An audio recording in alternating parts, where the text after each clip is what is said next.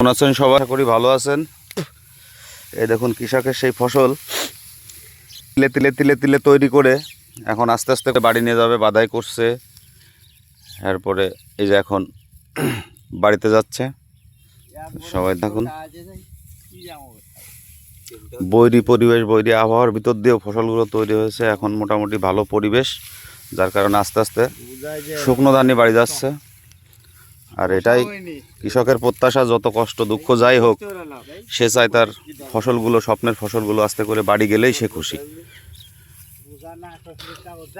পৃথিবীতে সব থেকে অল্পেতে তুষ্ট এবং খুশি থাকে কৃষক, শ্রমিক, গায়ে খাটা মানুষগুলাই। এদের চাওয়া পাওয়া কারোরই খুব বেশি নয়, খুবই সামান্য। এরা অল্পেতেই সন্তুষ্ট থাকে।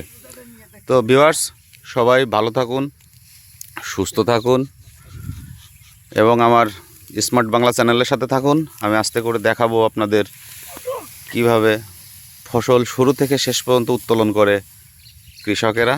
সেগুলো নিয়েই আমার এই শর্ট কন্টেন্টগুলো। তো সবাই দেখতে থাকুন। সবাইকে আবারও ধন্যবাদ জানিয়ে আপাতত বিদায় নিচ্ছি। ভালো থাকবেন সবাই।